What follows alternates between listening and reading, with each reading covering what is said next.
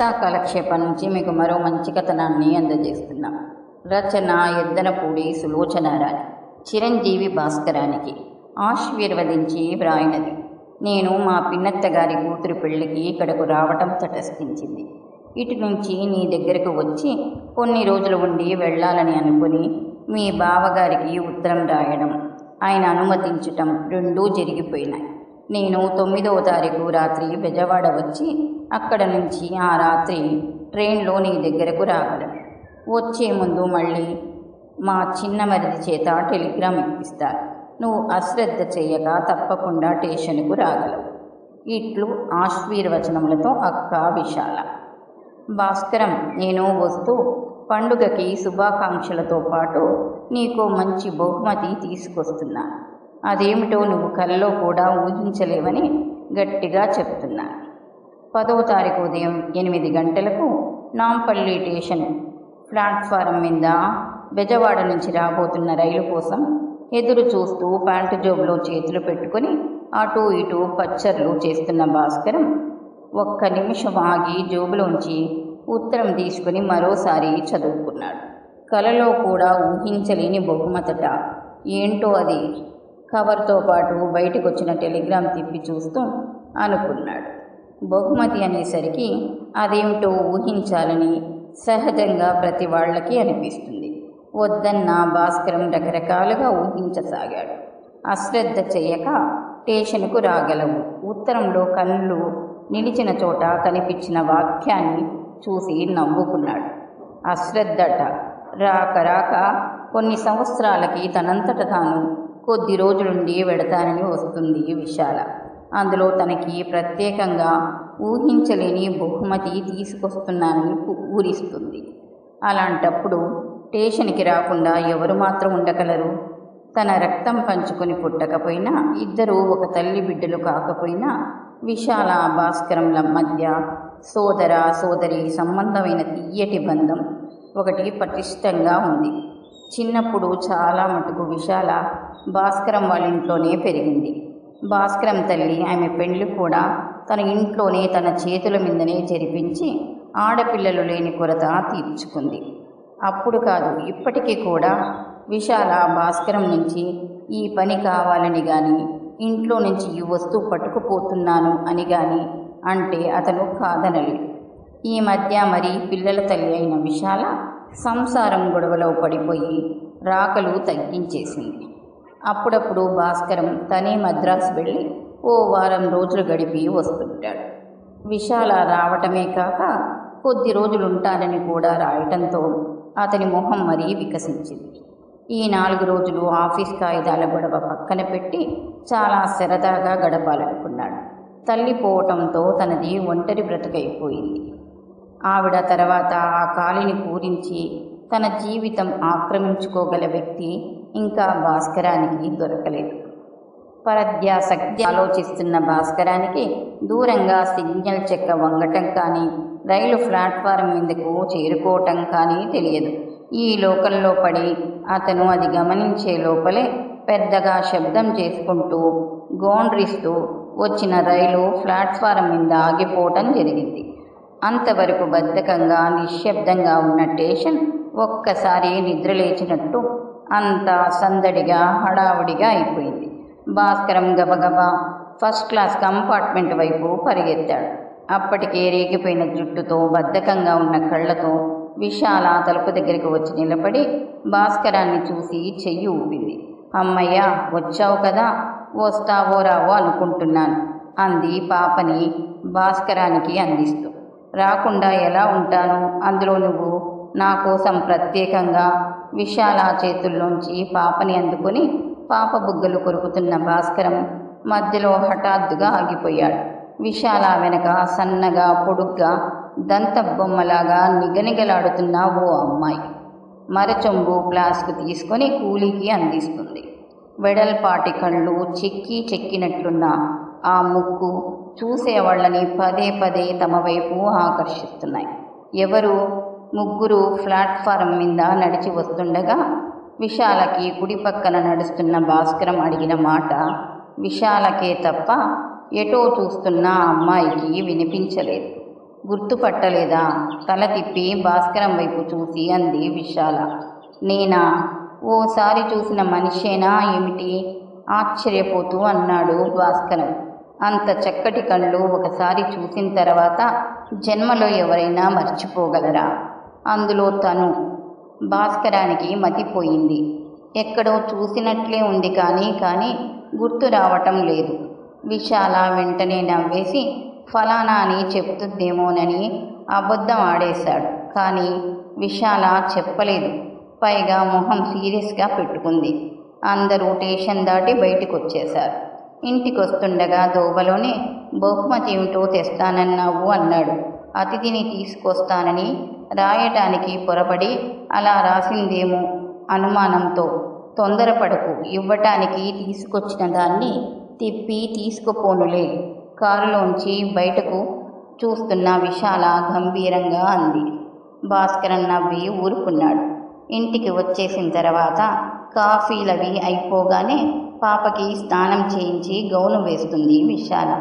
చెప్పు, మీ అత్తగారి వైపు బంధువు అనుకుంటాను, లేకపోతే మద్రాసు నుంచి తీసుకొచ్చిన స్నేహితురాలా?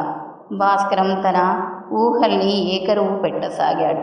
ఆ అమ్మాయి ఎవరో తెలుసుకోవాలని అతనికి ఎంత ఆత్రంగా ఉందో అంత నిబ్బరంగా కూర్చొని పాపకి తల దువ్వసాగింది.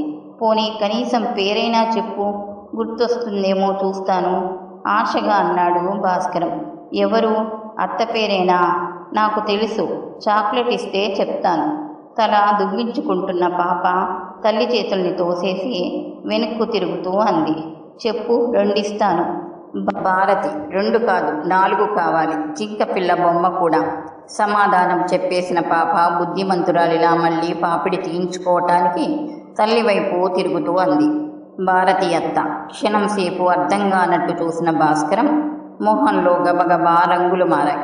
విశాల తలెత్తకుండా పాపకి తల దువ్వుతూ, చూడగానే గుర్తుపడతావనుకున్నాను, నువ్వింత మర్చిపోతావనుకోలేదు అంది.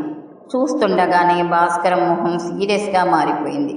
కూర్చున్నవాడల్లా చటుక్కున లేస్తూ, నాకిప్పుడు అర్థమైందిలే, నువ్వు తెస్తానన్న బహుమతి ఇదే కదా అన్నాడు. ఛ, తమాషకి రాశాను నా మొహం. నీ వస్తువు నీకు బహుమతి ఇవ్వటం ఏంటి? అదేం కాదు, కూర్చో. అనుకోకుండా మారిపోయిన భాస్కరాన్ని చూస్తూ అయోమయంగా అంది విశాల. భాస్కరం కూర్చోలేదు. ఇప్పుడే వస్తాను అంటూ గబగబా వెళ్ళిపోయాడు. ఇదిగో నా మాట విను, ఏదైనా అసభ్యంగా ప్రవర్తించావంటే నేనిప్పుడే వెళ్ళిపోతాను, నీ ఇష్టం అంది వెనక నుంచి గట్టిగా పిలుస్తూ. గుమ్మం వరకు వచ్చిన భాస్కరం ఆగిపోయి వెనక్కు తిరిగి చూశాడు. నిజం, పాప మీద ఒట్టు. పాప తల మీద చెయ్యి పెడుతూ దృఢంగా అంది విశాల. క్షణం సేపు భాస్కరం కళ్ళు చిత్రంగా కదిలాయి. వెంటనే తలూపుతూ ఇప్పుడే వస్తాను అని వెళ్ళిపోయాడు. జన్మలో ఏనాడు ఇవాళ వచ్చినంత కోపం అతనికి రాలేదు. గది దాటి బయటికి వచ్చేస్తున్న భాస్కరానికి దూరం నుంచి తెల్లటి చీరని సున్నితంగా తన్నుకుంటూ వస్తున్న 2 పాదాలు కనిపించాయి. వాటిని చూస్తూనే అవి ఎవరివో గ్రహించిన భాస్కరం తలెత్తకుండానే మరింత వేగంగా గబగబా పక్క నుంచి దూసుకుపోయాడు. దూసుకుపోయినవాడు అలా వెళ్ళిపోలేదు. కొంచెం ముందుకు వెళ్ళి అప్రయత్నంగా భుజం మీద నుంచి వెనక్కి తిరిగి చూశాడు. చేతిలో సబ్బు పెట్టెతో భుజం మీద తడి తువాలుతో తన మక్క నుంచి గబగబా వెళ్ళిపోయిన భాస్కరం వైపు తల తిప్పి చూస్తూ సంభ్రమాశ్చర్యాలతో అలాగే నిలబడిపోయింది భారతి. ఇద్దరి చూపులు కలుసుకున్నాయి. భాస్కరం కనుబొమ్మలు ముడిపడ్డాయి. భారతి మొహం ఎర్రపడింది. ఇద్దరూ ఒకేసారి గిరుక్కున వెనక్కి తిరిగి ఎవరి దోవన వాళ్ళు వెళ్ళిపోయారు. ఆ రాత్రి పండుకోపోతుండగా విశాల పైకి వచ్చి భాస్కరం గదిలో కూర్చుంది. ఉదయం భారతి పేరు వినగానే బయటకు పారిపోయిన భాస్కరం 2 గంటల తర్వాత తిరిగి వచ్చాడు. కానీ వెళ్ళిన భాస్కరం వేరు, తిరిగి వచ్చిన భాస్కరం వేరు. ఉదయం స్టేషన్లో నీటిగా తెల్లని బట్టలు నవ్వుతూ ఆప్యాయంగా వచ్చిన భాస్కరం వేరు. ఇప్పుడు నలిగిన ఆ బట్టలతో గంటు పెట్టుకొని విశాల కనిపిస్తేనే పక్క చూపులు చూస్తున్న భాస్కరం వేరు. అది గమనించే కావాలని పైకి వచ్చి అతని ఎదురుగుండా కుర్చీ లాక్కొని కూర్చుంది. మంచం మీద పడుకొని పుస్తకం తిరిగేస్తున్న భాస్కరం విశాలని చూసి చూడనట్టు ఊరుకున్నాడు.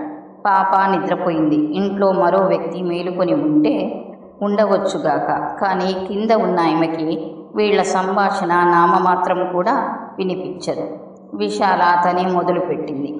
నేను చేసిన ఈ పని నీకేమాత్రం నచ్చలేదని నాకు తెలుస్తూనే ఉంది, కానీ నువ్వు మనిషిని మొహం కూడా గుర్తుపట్టలేనంతగా మర్చిపోతావని నేను అనుకోలేదు. విశాల గొంతులో బాధ, క్షమాభావం రెండూ వినిపిస్తున్నాయి.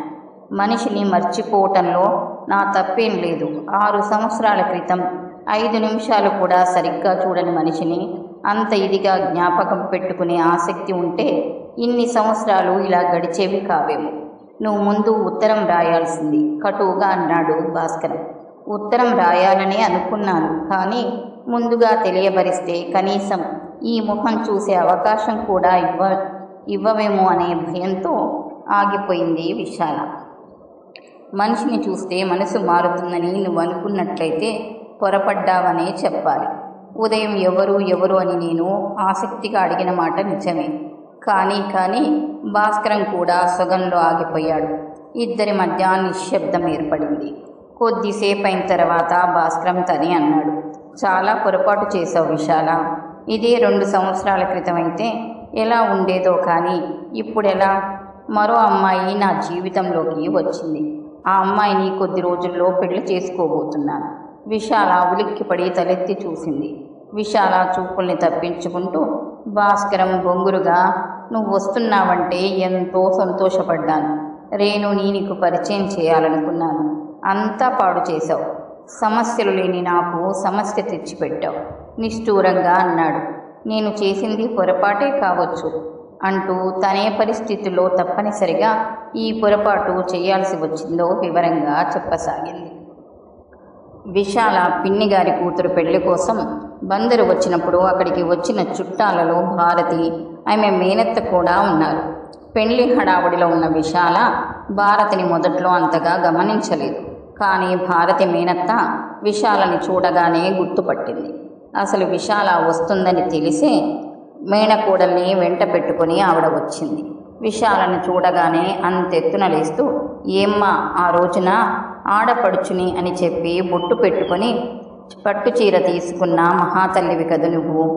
ఆడపడుచుగా ఆ అధికారం ఇప్పుడు ఏమైంది?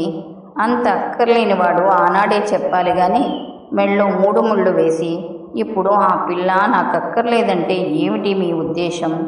ఇదంతా నా కర్మ.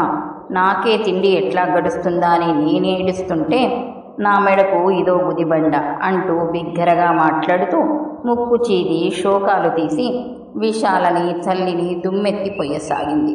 దూరంగా అక్కడక్కడ పెళ్లి పందిట్లో కూర్చొని ఏదో మాట్లాడుకుంటున్న వారంతా వింత చూడటానికి దగ్గరగా వచ్చి గుంపుగా మూగారు. వచ్చిన వాళ్ళందరికీ భారతి మేనత్త చిలువలు వలవలు కల్పించి చెప్పసాగింది. అంతా విన్న విశాల పిన్నత్తగారు, అదేమిటి విశాల, మీ వాడికి అసలు కళ్ళున్నాయా అని లక్ష్మి లాంటి పిల్లని వదిలేయటానికి ఏమొచ్చింది అంది. ఆడపడుచులు, ఈ తమ్ముని గురించేనా మాతో మా భాస్కరం అంటూ గొప్పలు చెప్పుకున్న వదిన అంటూ వేళాకోలం పట్టించారు. సిగ్గుతో అభిమానంతో విశాల ప్రాణం చచ్చిపోయింది. అనుకోకుండా వచ్చి తనని చుట్టేసిన ఈ గాలి దుమారానికి ఏం జవాబివ్వాలో ఎలా నిలబడాలో అర్థం కాలేదు.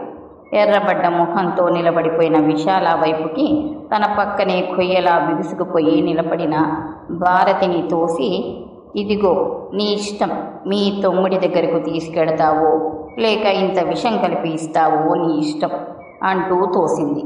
అసలే అదోలా ఉన్న భారతి తూలి విశాల మీద పడబోయింది. తన మీద పడబోతున్న భారతిని అప్రయత్నంగా విశాల చేతులు అడ్డుపెట్టి ఆపింది. క్షణంసేపు ఇద్దరి కళ్ళు కలుసుకున్నాయి. ఎర్రబడిపోయిన భారతి మొహంలో కళ్ళల్లో నీరు సుళ్ళు తిరుగుతున్నాయి. హఠాత్తుగా విశాల అంతకుముందు తను పడిన మాటలు, పొందిన అవమానం మర్చిపోయి దాని స్థానంలోనే భారతి అంటే ఓ విధమైన జాలి, సానుభూతి ఏర్పడినాయి. తెల్లగా పొడుగ్గా సన్నగా ఉన్న ఈ అమ్మాయికి నా అనే దిక్కు లేదు. తన కాళ్ల మీద తను నిలబడగలిగే సమర్థత ఇచ్చే చదువు ఉందా అంటే అదే లేదు. ఇష్టం ఉన్నా లేకపోయినా బాధ అనిపించినా అవమానమని తోచిన తిట్లు శాపనార్థాలు తింటూ మేనత్త కొడుకులింట్లో ఉండాల్సిందే. హఠాత్తుగా విశాలకి ఎలాగైనా సరే భారతిని తీసుకెళ్లి భాస్కరానికి అప్పచెప్పాలనిపించింది. అదే నిశ్చయాన్ని భారతి మేనత్తకి వాగ్దానంగా ఇచ్చింది. ఆ వాగ్దానం తీర్చుకోవటానికే మద్రాసులో భర్త భోజన సౌకర్యం లేదు, వెంటనే బయలుదేరి రమ్మనమని రాసిన కాదని హైదరాబాద్ ప్రయాణం వేసుకొని భాస్కరం దగ్గరకు వచ్చింది. భారతిని తనతో తీసుకురావడమైతే తీసుకొచ్చింది, కానీ విశాల లోపల చాలా భయపడకపోలేదు. భాస్కరం మొండితనం పిచ్చిపట్టు విశాలకి తెలియనివి కావు. ఏ పరిస్థితుల్లో ఈ పెళ్ళయిందో కూడా విశాలకి తెలుసు. భారతిని చేసుకోవటం భాస్కరానికి ఏమాత్రం ఇష్టం లేని మాట నిజమే, కానీ అది భారతి మీద ఇష్టం కాదు. అతనికి కాబోయే భార్య చదువుకుని తనతో పాటు సమానంగా తిరగగలిగిన సంస్కారవంతురాలు కావాలి. కానీ భాస్కరం తల్లికి ఈ కాలపు చదువులు, ఈ వేషాలు సుతారము గిట్టవు. ఆవిడ దృష్టిలో ఆడదంటే ఆడది, అన్ని విషయాలకి నిశ్చింతగా మగవాడి మీద ఆధారపడవలసింది. అలా ఆధారపడ్డ వాటిని అర్థం చేసుకొని మగవాడు ఆ అవసరాలు తీర్చవలసింది. భారతి విషయంలో తల్లి కొడుకుల మధ్య విపరీతమైన అభిప్రాయ భేదాలు వచ్చాయి. భాస్కరం అప్పట్లో విశాలకి ఉత్తరం రాశాడు కూడా. ఆ ఉత్తరం చూసి పరిగెత్తుకొచ్చిన విశాల భాస్కరానికి ఇష్టం లేని పెళ్లి చెయ్యొద్దు అని పెద్ద తల్లిని బ్రతిమిలాడింది. విశాల మాటలు వింటూనే ఆవిడ తారాస్థాయిని అందుకుంటూ, సలహాలు నాకేమీ అక్కర్లేదు, అయితే ఈ మాట నాకు చెప్పు, ప్రపంచంలో వాడు సుఖపడాలని నాకంటే ఎవరైనా ఎక్కువ కోరుతారంటావా? ఏమిటో అర్థం చేసుకోవాలంట ఇవన్నీ అర్థం. మీ పెద్దనాన్నగారి కంటే వీడు కొమ్ములు తిరిగినవాడా అయిని నేను అర్థం చేసుకోలే? నాకేం చదువు సందులున్నాయా? నాకు తెలుసులేవే. ఆ సుధాకరం చెల్లెలు సుమతిని చేసుకోవాలని వీడి ఉద్దేశం. నా కంఠంలో ప్రాణం ఉండగా ఆ పిల్లను ఈ గుమ్మం ఎక్కనివ్వను అంది.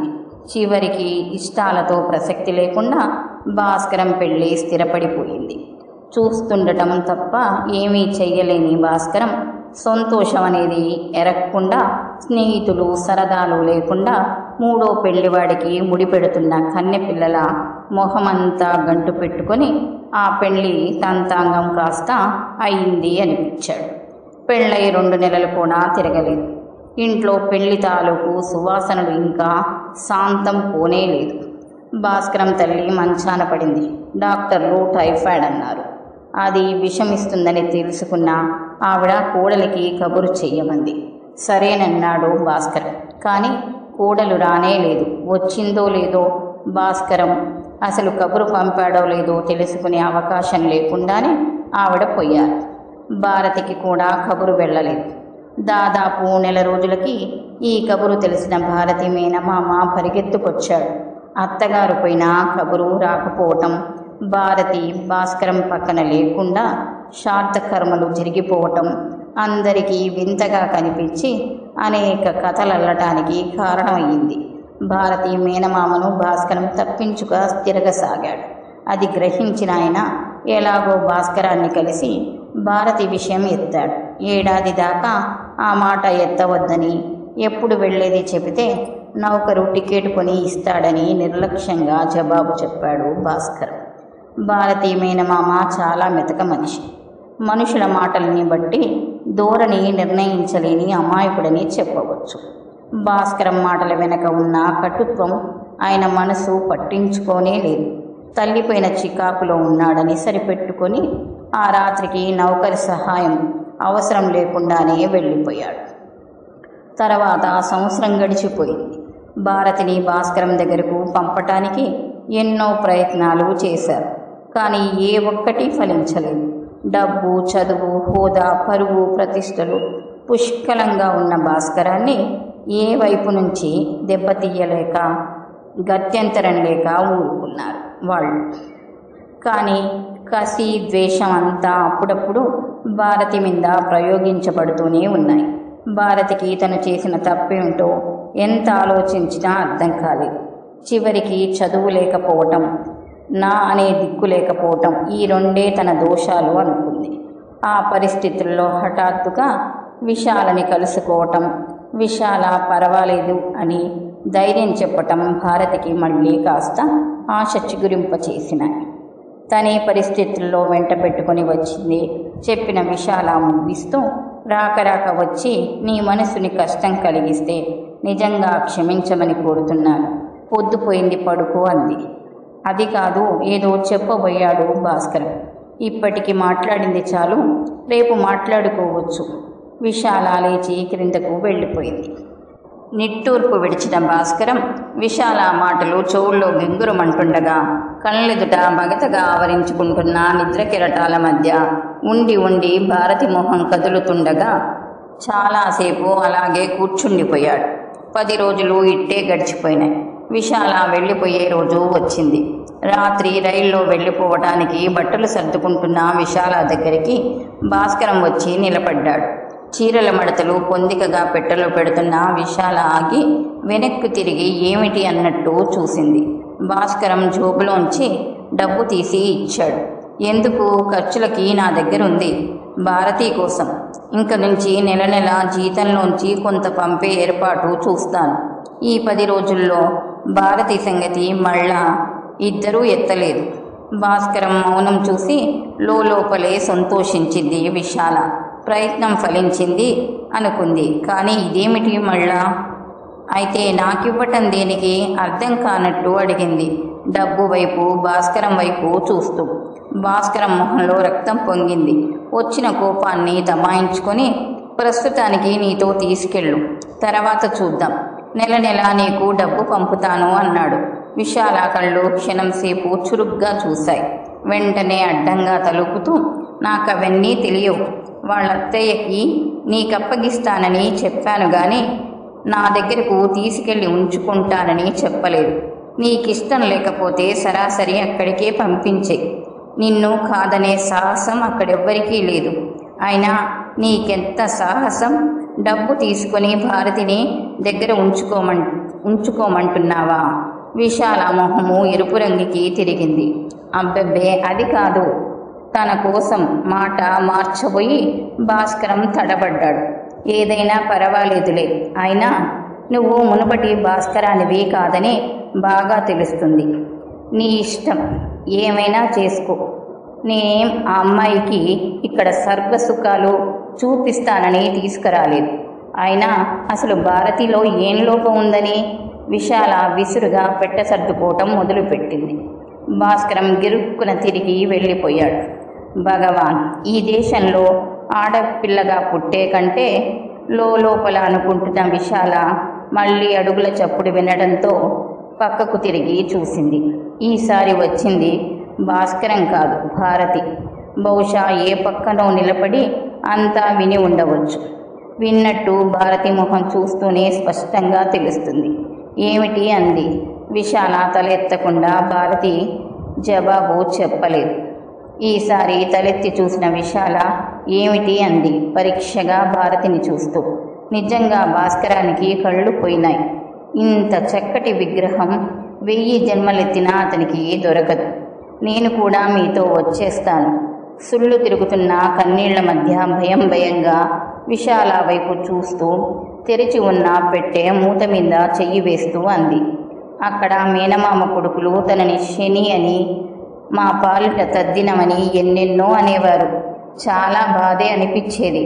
కానీ ఆ బాధలో తన దురదృష్టమని ఓ విధమైన ధైర్యం ఉండేది. ఇప్పుడు భాస్కరం ఆ మాటలేమీ అనలేదు. కానీ తను ఉండటం అతనికి ఇష్టం లేదు అనే ఊహే తనని పిచ్చిదాన్ని చేస్తుంది. ఈ బాధతో బతకటం అనవసరమని, ఎందులోనైనా దూకి ప్రాణాలు తీసుకోమని చెప్తుంది. మొట్టమొదటి రోజు క్షణంసేపు తన వైపు ఎంత ఆప్యాయంగా చూశాడో, భార్య అని తెలియగానే ఒక్కసారిలా మారిపోయాడు. అతని కళ్ళల్లో ఆప్యాయత అనేది చూడకపోతే అది వేరే విషయం. ఇప్పుడు అది సహించలేదు. తన ముందు బొమ్మలా నిలబడిన భారతి వైపు కాసేపు పరీక్షగా చూసిన విశాల వెంటనే మళ్ళీ బట్టలు సర్దుకుంటూ, నీ ఉద్దేశం నాకు అర్థమైంది. కానీ నువ్వు ఇక్కడి నుంచి రావటానికి వీలు లేదు. మీ అత్తయ్య దగ్గర నుంచి తీసుకొచ్చింది నేను చెప్పినట్లు నువ్వు చేయాలి. కొన్నాళ్ళు దగ్గరగా ఉంటే వాడు మారవచ్చు. మారకపోయినా మారేదాకా నువ్వు ఓపిక పట్టాలి. మార్చుకోవటం నీ విధి. వాడు నీవాడు, నీ ఇష్టం, ఆలోచించుకో అంది. భారతికి ఏం జవాబు చెప్పాలో తోచలేదు. అన్నంత పని చేసింది విశాల. భారతి లేకుండానే రైలెక్కింది. భాస్కరం మొహం మార్చుకోవటం తప్ప ఏం చేయలేకపోయాడు. రైలు కదలబోతుండగా భాస్కరం చేతులు తన చేతుల్లోకి తీసుకుంటూ రాక రాక వచ్చి, ఈసారి నీ మనసు చాలా బాధ పెట్టి వెడుతున్నాననుకుంటాను. ఒక్క విషయం నువ్వు ఆలోచించు. ఇందులో భారతి చేసిన తప్పే ఉంది. నీకిష్టం లేని పెళ్లి చేసిన దోషం అమ్మది. ఆవిడకెదురు చెప్పలేని నీ అసమర్థతకి భారతిని బలి చేయడం న్యాయం కాదు. ఆ అమ్మాయి నీకే విషయంలోనూ అడ్డురాదు. నీ నుంచి తను కోరేది ఇంత తిండి, బట్ట, భర్త దగ్గర ఉన్నాను అనే రక్షణ, అంతే. అవి నీకు అసాధ్యం కావు. అంతకు మించి మితిమీరి ఏదైనా ప్రవర్తిస్తే నాకు ఉత్తరం రాయి, నేనొచ్చి తీసుకెడతాను. అంతేకాని ఏ పరిస్థితుల్లోనూ తిప్పి వెనక్కి పంపకు. ఇప్పుడిలా వచ్చి నీ చేత తిరస్కరింపబడి వెడితే మరీ చులకనైపోతుంది. వ్యక్తిత్వంతో పాటు వాక్చాతుర్యం కూడా భగవంతుడి దగ్గర నుంచి వరంగా తెచ్చుకున్న విశాల లాంటి వాళ్లతో మాట్లాడటం ఎవరితరం? రైలు కదిలిపోయింది. కిటికీలోంచి చెయ్యి ఊపుతున్న విశాల క్రమేపీ దూరమైపోయింది. భాస్కరం ఇష్టాలతో నిమిత్తం లేకుండా బహుమతి అంటూ తెచ్చిన భారతిని వదిలేసి చక్కా పోయింది. విశాలని పంపేసి స్టేషన్ నుంచి తిరిగి వస్తున్న భాస్కరానికి ఆలోచనలతో మతిపోసాగింది. ఆ రోజు భారతి పెళ్లితో సుమతి బంధం తెగిపోయింది. ఈరోజు మళ్ళీ భారతి రాకతో రేణు దూరం అయిపోతుందా? కాదు, అలా కావటానికి వీల్లేదు. రేణును తను పెళ్లి చేసుకొని తీరుతాడు. రేణు పరిచయం ప్రణయంగా మారుతుందని గ్రహించినప్పుడే చూచాయగా భారతి విషయం చెప్పేశాడు. కానీ ఆమెకి చెప్తున్నప్పుడు మళ్ళీ హఠాత్తుగా భారతిలా తన జీవితంలో తిరిగి ప్రవేశిస్తుందని కల్లో కూడా అనుకోలేదు. ఏది ఏమైనా సరే ఈ విషయం వెంటనే రేణుకు చెప్పేయాలి. భాస్కరం స్టేషన్ నుంచి సరాసరి రేణు ఇంటికి వెళ్ళాడు. భాస్కరం వెళ్ళేసరికి అప్పుడే ఏదో పని మీద ఎక్కడికో వెళ్ళి వచ్చి బట్టలు మార్చుకుంటుంది రేణు. ఎంబీబీఎస్ ఫైనల్లోకి వచ్చి మరో సంవత్సరంలో డాక్టర్ కాబోతున్న రేణు కాలేజీ చదువులో కానీ ఆటపాటల్లో కానీ ప్రత్యేకమైన వ్యక్తిగా గుర్తింపబడి అందరి మన్ననలకి పాత్రురాలవుతూ ఎప్పుడు చూసినా క్షణం తీరుబడి లేనట్లు ఏదో ఒక పనిలో తిరుగుతూ ఉంటుంది. మెడికల్ కాలేజీ తరపున అనాథల కోసం విరాళాలు పోగు చేయటం కోసం తిరుగుతున్నారు అంతా. ప్రస్తుతం అదే పని మీద బయటికెళ్ళి తిరిగి అలసిపోయి వచ్చింది. భాస్కరం వచ్చాడని తెలియగానే బట్టలు మార్చుకుంటున్న రేణు గబగబా ఆ పని ముగించుకొని బయటికి వచ్చింది. అప్పటికే ముందు గదిలో కూర్చున్న భాస్కరం కాఫీ తాగుతున్నాడు. అంతవరకు ఏదో మాట్లాడుతున్న రేణు తల్లి కూతురు రాగానే ఏదో పని ఉందంటూ లేచి వెళ్ళిపోయింది. ఆవిడ సాధ్యమైనంత వరకు రేణు భాస్కరాన్ని ఒంటరిగా వదిలేయడానికే చూస్తుంది. మీ అక్కయ్య వచ్చారని చెప్పారు, కాఫీ తాగుతూ అంది రేణు. అవును, ఇవాళ్లే వెళ్ళిపోయింది. నేను స్టేషన్ నుంచే వస్తున్నాను. రేణుకి పరిచయం చేయలేకపోయినందుకు ఏదో చెప్పాలని భాస్కరం ప్రయత్నం చేస్తున్నాడు. ఆ సమస్య రేణుకానే తీర్చేస్తూ, సారీ, నేను కలవలేకపోయాను. వెధవ గొడవలతో ఒక్క నిమిషం టైం ఉండటం లేదు అని క్షమాపణ చెప్పుకుంది. భాస్కరం తేలిగ్గా ఊపిరి పీల్చాడు.